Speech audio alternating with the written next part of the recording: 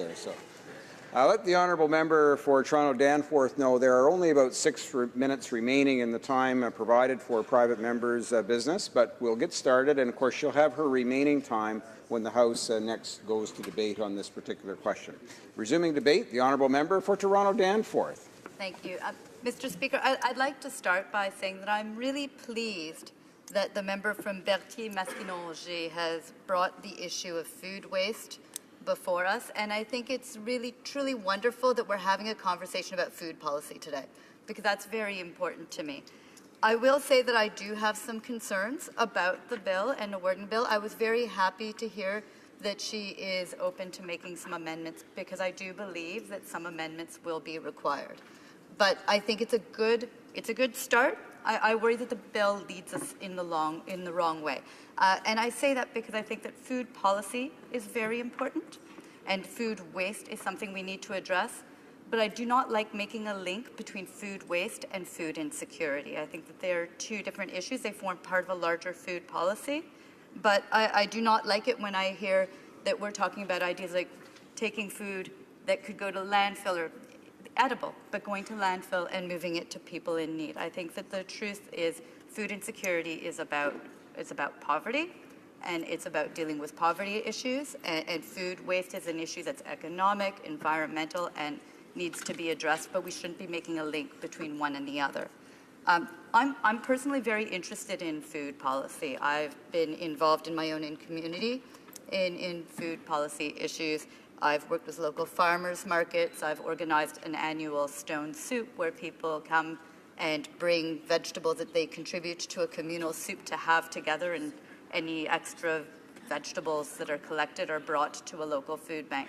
So I'm interested in this issue very much, and I have personal experience. I've also worked with Second Harvest in our city, in Toronto Danforth, picking up food and bringing it to women who are new to Canada who are in need.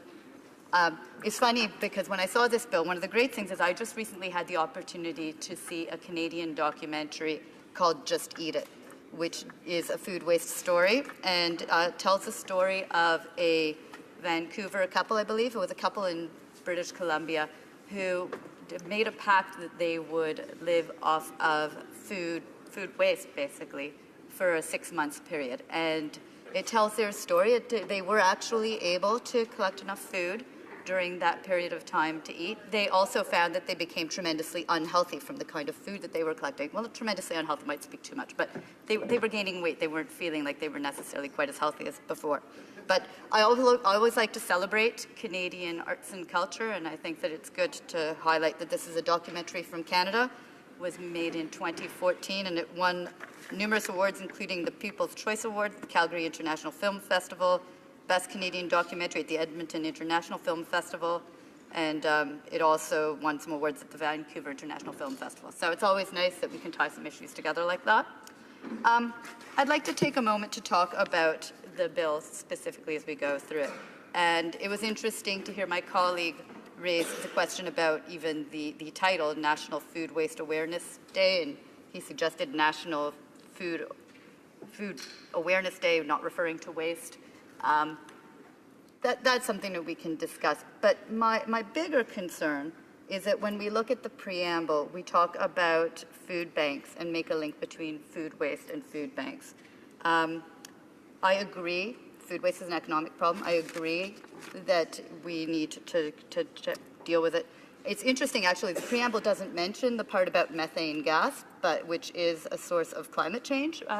But it is. The food waste can lead to it, and I know that my friend mentioned that in her presentation, so that was great.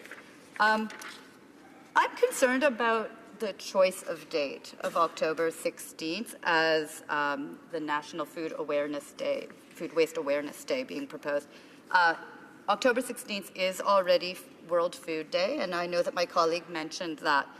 It's a global day to end hunger, and it has been celebrated since 1981. It is a date that celebrates the creation of the Food and Agriculture Organization of the United Nations, the FAO, which was created on October 16th, 1945 in Quebec City at the Château Frontenac.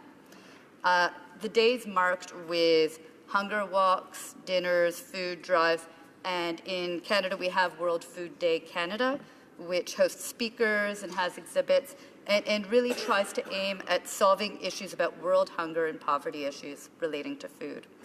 So to me, conflating Food Waste Day and having that on the same day as Global Food Day, World Food Day, that to me is a concern. I see that I am running out of time today, but I would say that I think that it's an issue that is important for us to deal with. Food banks are important. I will have a chance to speak, I believe, a little bit more on this issue. So just in case it happens at a later date, I will point out that there's Hunger on a Hill on May 18th. My office will be participating in it. I will be participating in it to raise awareness about hunger issues and food insecurity. And so I would encourage other people to also participate in that event, because what concerns me the most, one of the reasons that I ran is I was very concerned about growing income inequality. I was concerned about food insecurity.